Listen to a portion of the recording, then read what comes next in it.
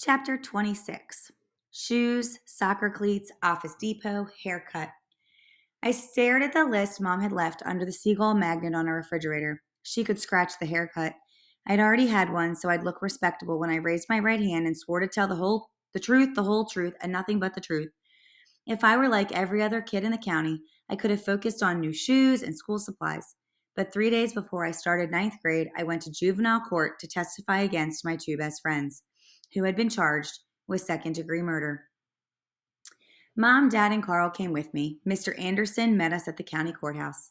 It was really hot and humid that day, stifling, and we were all encased in formal clothes. Mom in a dress, me in long pants and a sports jacket with a new tie carefully knotted at my neck. My dad squeezed into a suit that was too tight, and even Carl tucked in a collared shirt. Because the air conditioning in the old brick courthouse wasn't on or didn't work very well, we all kind of stuck to those wooden benches in the hall where we waited, fanning ourselves with copies of a takeout menu someone had left behind. But what I remember most about that wait is not the heat and how I was still mustering the courage to stand up in front of everyone and testify without breaking down. No, mostly I remember feeling scared for JT and Digger, scared and worried about what was going to happen to them. We were scheduled to start at 9 a.m. At 10 minutes of 9, someone opened the doors for air, and I could see Digger and JT standing on the front steps with their families. If they saw me, I wouldn't have known. As soon as I spotted them, I kept my eyes averted and spent the rest of the time moving one foot back and forth and staring at a crack in the tile floor. I must have opened and closed my hands and wiped my sweaty palms on my pants 100 times. When the courtroom doors inside were unlocked, we went in right away and sat toward the back. The Griswolds came in after us, and it really struck me how they had spiffed themselves up.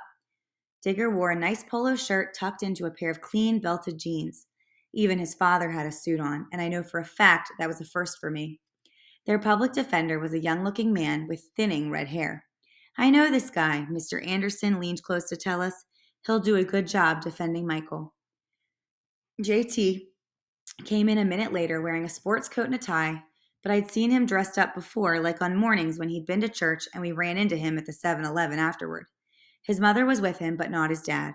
After JT took a seat in the front row, I stared at his back. He had a fresh, close-trimmed haircut, which made his ears stick out. I wondered what he was thinking, and if he was scared.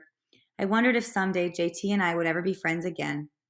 We rose when Master Williams, "All rise," entered, and then we sat down again and listened as a man addressed everyone in court.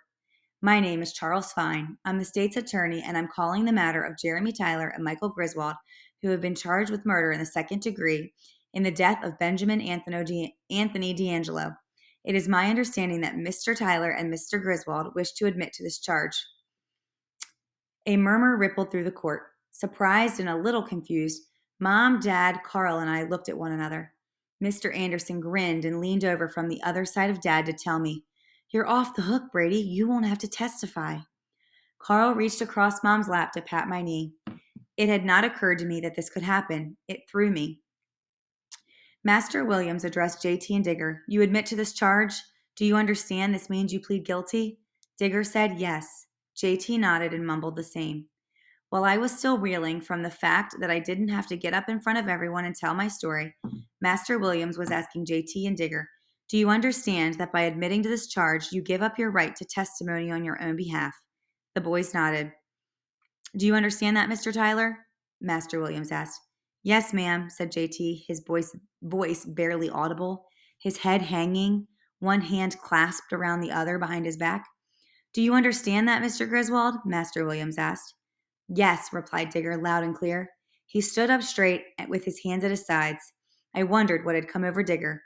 I'll deny it till the day I die, in the past month. Why didn't he want to fight it anymore?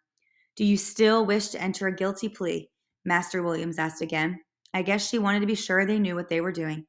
"Yes, ma'am," JT replied. "I do," said Digger. "Why?" Master Williams asked them. The courtroom grew absolutely silent. Everyone's eyes were glued to JT and Digger. JT spoke first. "Because I did it, Your Honor." Digger was shaking his head. "No," he said in a pretty loud voice. "I'm the one who's guilty, not JT. He didn't want no part of it. He kept watch is all."